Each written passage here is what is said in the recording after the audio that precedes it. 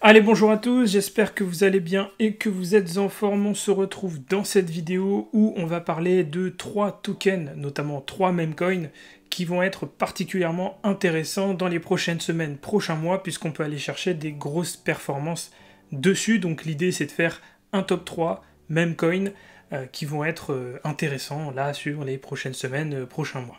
Avant toute chose, avant de commencer la vidéo, si tu n'es pas abonné à la chaîne, pense à le faire, à me mettre un like et un commentaire, c'est vraiment important pour le référencement, même si c'est 2-3 mots, ça permet quand même de mieux référencer la vidéo. De la même manière, si tu souhaites rejoindre le Telegram gratuit, dans lequel je partage énormément d'informations, de valeurs directement dans le Telegram à peu près tous les jours, n'hésite pas à regarder dans la description, c'est le premier lien dans la description, tu ne peux pas le louper. Et tu as juste à cliquer dessus en fait pour rejoindre le canal Telegram. Voilà, je pense que j'ai fait le tour, on va pouvoir commencer la vidéo. Allez, c'est parti. Donc avant de commencer, vraiment point important, je tiens à faire un petit disclaimer quand même. Les memecoins sont des tokens ultra spéculatifs basés sur absolument rien. Vous achetez uniquement du vent et de la spéculation. Donc faites évidemment vos propres recherches, faites vos analyses en parallèle et surtout ayez un bon money management. Ne rentrez pas à 40%, 50% de votre portefeuille, même 10% de votre portefeuille sur un memecoin, c'est déjà beaucoup trop. Donc ayez un bon money management, une bonne gestion de votre risque et ça fera très bien l'affaire avec ce que je vais vous partager dans cette vidéo. Donc on va commencer par le premier token de la liste, c'est le token Bonk. Alors Bonk, on est sur un niveau particulièrement intéressant puisqu'on vient d'aller chercher la deuxième extension 1.618.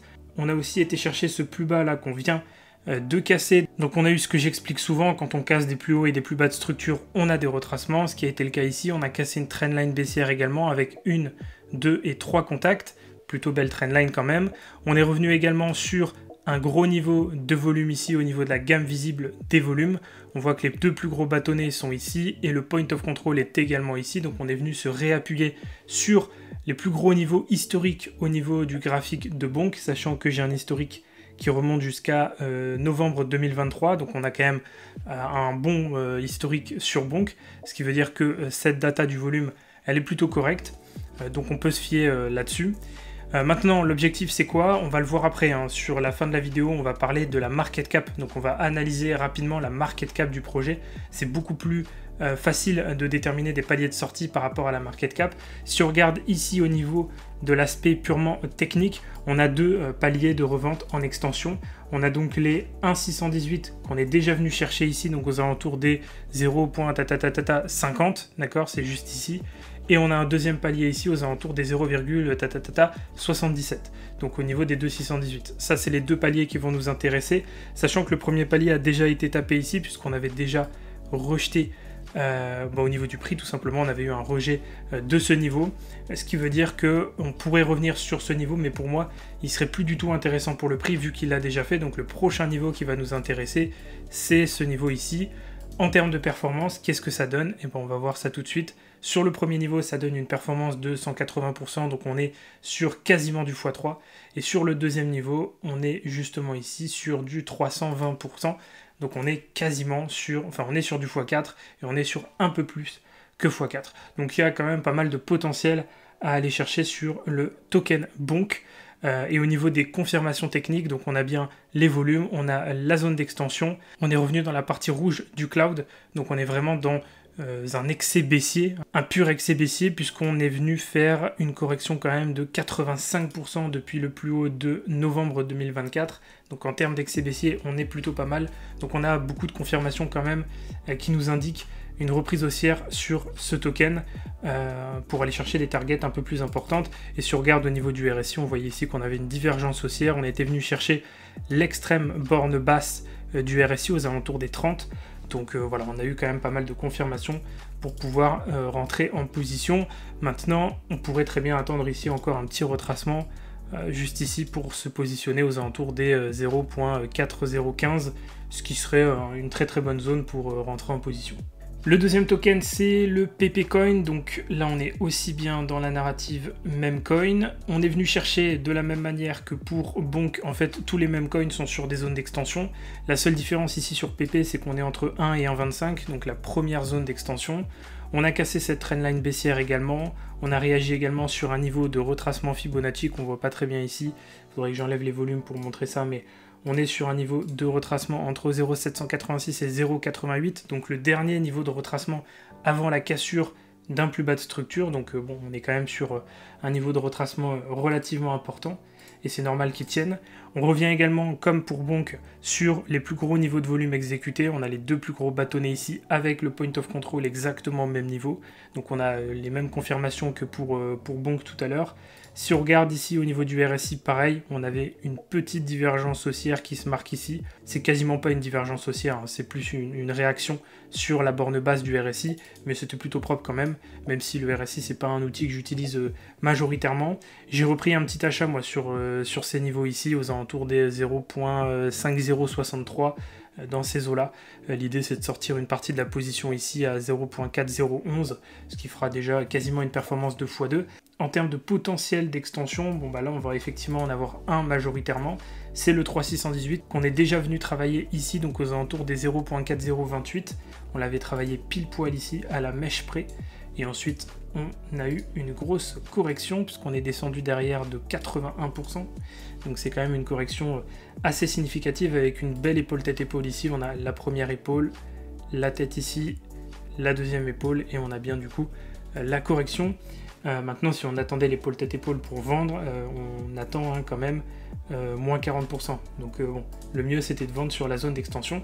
Cette zone d'extension reste toujours valide, puisqu'elle n'est pas cassée. Maintenant, elle a déjà été travaillée, donc si on y revient, c'est pour aller plus haut.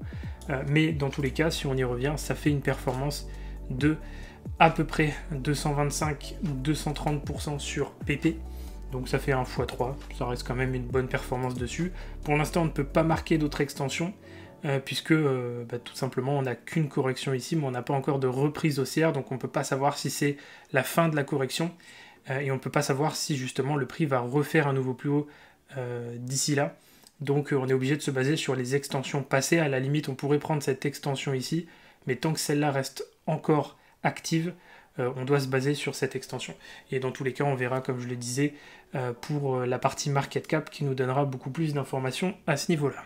Pour ce qui est du dernier token, donc il s'agit du Floki. Floki qui est particulièrement intéressant aussi, puisqu'on est revenu également sur une zone d'extension, comme pour les deux autres précédemment. La zone d'extension entre 1 et 1,25. On est également revenu retravailler tout pile le comblement de toute cette imbalance, alors qu'on voit plutôt en weekly, si je me mets en weekly. Voilà, on voit qu'on est revenu combler quasiment toute l'imbalance. Il reste peut-être un petit 10%, on a comblé au moins 90% de l'imbalance, donc ça c'était plutôt pas mal.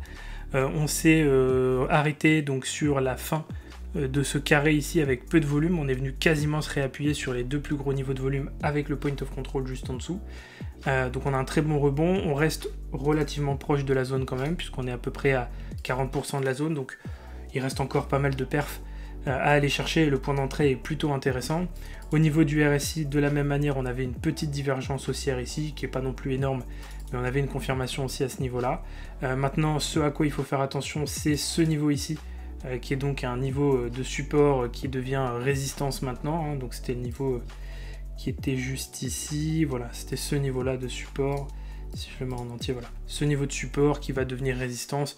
Une fois qu'on l'aura passé, on va pouvoir accélérer beaucoup plus rapidement, puisqu'après en termes de niveau de volume, on n'est pas sur des niveaux de volume croissants, on est plutôt sur des niveaux de volume décroissants, donc on aura la place pour accélérer sur le token Floki. Par contre, on va le voir du coup sur la market cap, on peut très difficilement marquer ici des zones d'extension sur Floki, puisque pour pouvoir faire ça, il faut la market cap. On pourrait mettre une zone d'extension en partant du plus haut ici jusqu'au plus bas ici, et donc marquer l'extension de cette manière-là, on aurait du coup une zone 1,27, 1,618, etc. Le problème si on fait ça, c'est qu'on ne sait pas ici actuellement si la correction est terminée, et on ne sait pas du coup si on a bien marqué le plus bas. Logiquement oui, donc ça pourrait donner des zones d'extension aux alentours des 0.3043, 0.3053 et ici 0.3083. Mais bon, pour l'instant, je préfère pas me baser là-dessus et plutôt me fier par rapport au niveau de la market cap qui sont beaucoup plus intéressants à ce niveau-là. Et donc niveau market cap, on y est juste ici, donc on n'est pas sur TradingView l'application, hein, parce qu'on n'a tout simplement pas accès à ces graphiques de market cap. On est donc sur cointrader.pro qui nous permet donc d'avoir accès à ces graphiques de la market cap. Et ici on voit hein, très simplement sur Floki que ça bloque. Ça bloque à un niveau bien précis, ça bloque toujours sur ces niveaux-là. Donc bon, les traits, les rectangles, etc. vont pas être très beaux parce que j'ai pas fait de modifications, je traite pas sur CoinTrader Pro, hein, j'analyse juste la market cap, donc on n'aura pas des tracés très beaux, mais l'idée c'est de comprendre un peu le principe. Ici on voit bien qu'on bloque à chaque fois dès qu'on arrive sur ces niveaux ici. Donc globalement entre 2,4 et 2,9 milliards de dollars de market cap.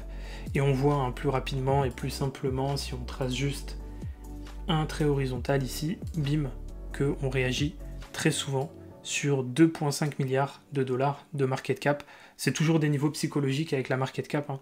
C'est assez simple à analyser. Et ce qui est bien, c'est qu'ici vous avez le quadrillage qui vous permet d'avoir donc tous les niveaux psychologiques. Donc on voit que ça réagit très bien sur 2,5 milliards de dollars de market cap et 3 milliards de dollars de market cap. Là, on a eu un très très beau rejet. Là, on a eu plusieurs rejets également. On a eu un rejet également ici. Donc, on sait globalement que sur Floki, quand on va arriver sur ces niveaux-là, il faudra prendre des profits parce que ça va rejeter. La probabilité que ça rejette est beaucoup plus forte vu que ça a déjà rejeté 3 fois dans le passé. Donc, on ne va pas jouer avec les probas. Et bon, pour moi, en tout cas, je prendrai des profits massivement sur ces niveaux. Donc, ici, on est sur une performance de x3, sur 2,5 milliards de dollars de market cap, et on est sur une performance de quasiment x4 sur 3 milliards de dollars de market cap. Donc ça laisse quand même pas mal de performances à aller chercher sur le token Floki. Sachant que je précise évidemment, ces projets ne valent rien. Donc 2,5 milliards de dollars et 3 milliards de dollars de market cap, c'est déjà surévalué. Donc il ne faut pas jouer avec le feu.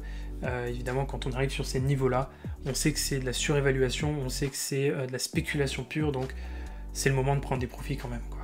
Sur PP, c'est sensiblement la même chose. On voit que ça bloque aux alentours des 11 milliards de dollars de market cap. Ça bloque toujours sur le même niveau ici. Donc on va le tracer avec un trait horizontal. 11 milliards de dollars ça bloque, jusqu'à maximum 12 milliards de dollars de market cap. Donc on sait que sur ce niveau, ça va être le bon moment pour prendre des profits, parce que historiquement, c'est un niveau qu'on n'a pas réussi à passer, et 11 milliards de dollars de market cap sur un projet comme PP, qui, je le rappelle, hein, ne vaut rien du tout, hein, concrètement, c'est déjà énorme. Donc en termes de performance, ça permet d'aller chercher quand même entre x3 et 220%. Donc on est sur x3 et un peu plus de x3 si on va chercher 12 milliards de dollars de market cap, ce qui est déjà une très très bonne performance. Et on termine avec Bonk. Alors on est quasiment sur la même structure de market cap que PP, et pareil, hein, le niveau qui nous bloque, c'est ce niveau ici. Donc on est aux alentours des 4 milliards de dollars de market cap. On sait que ça bloque sur ce niveau, maximum on peut remonter ici, hein, aux alentours des 4.3, 4.4. Voilà, c'est là où ça va bloquer à chaque fois. Donc on sait que sur cette zone-là, il faudra prendre des profits. Et en termes de performance, ça nous permet quand même de générer 173 jusqu'à 200%. Donc on est sur un peu moins de x3 sur le premier niveau. Et du coup, totalement un x3 sur le deuxième niveau. Donc pareil ici, ça laisse quand même une bonne performance à aller chercher. Évidemment, il y a un palier en parallèle qui est quand même assez important, qui peut faire réagir le prix. C'est ce palier ici. Donc c'est le palier des 2,8 milliards de dollars de capitalisation, où ici donc on avait eu un rejet en mars 2024, un rejet en mai 2024, un rejet ici en janvier 2025. Même si on l'avait franchi ici, on voit que c'est un niveau qui est quand même assez important. Donc pour les plus frileux d'entre vous, il y a une possibilité de sortir ici aux alentours des 92%, donc ça fait une performance de x2 globalement sur le token, ce qui est déjà plutôt pas mal. Donc voilà, l'idée c'est d'aborder ces tokens avec une gestion du risque relativement forte, puisque ça reste des tokens ultra spéculatifs. Donc voilà un petit peu ma réflexion. Il y a évidemment beaucoup plus de perfs à aller faire, hein. On n'est pas à l'abri effectivement, avec une augmentation de la market cap et un attrait fort sur le marché crypto, de venir dégommer ces niveaux aux alentours des 4,3 milliards de dollars et monter à 6, 7, 8 milliards de dollars de market cap.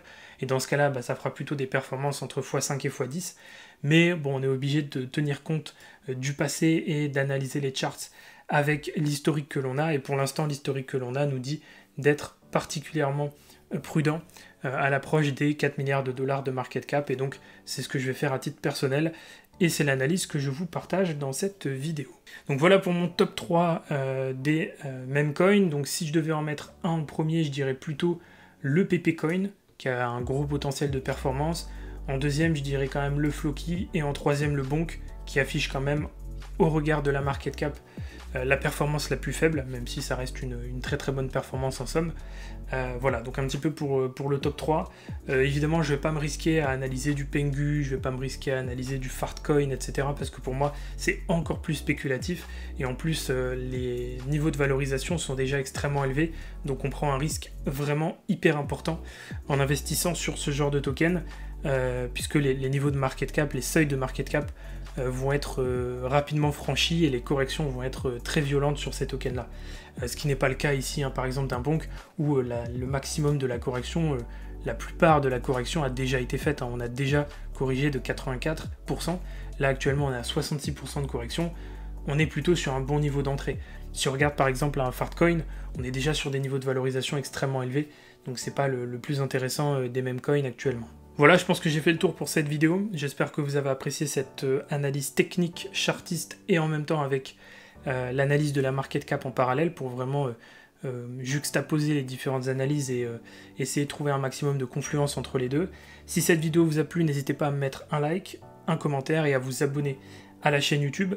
Si vous souhaitez me rejoindre sur mes réseaux sociaux, vous avez tout dans la description, que ce soit TikTok, Instagram et même le Telegram gratuit qui est directement dans la description. Si vous souhaitez me rejoindre sur mes différents programmes, que ce soit Profit Illimité, CryptoPump, vous avez les liens aussi dans la description de la vidéo. Et de la même manière, si vous souhaitez prendre un coaching avec moi pour avoir un accompagnement plus personnalisé, vous avez tous les liens dans la description de la vidéo. Sur ce, je crois que j'ai tout dit, je vais vous laisser ici. Je vous souhaite à tous une excellente journée ou une excellente soirée. Et nous, on se retrouve dans de prochaines vidéos pour de nouvelles analyses et de nouveaux partages.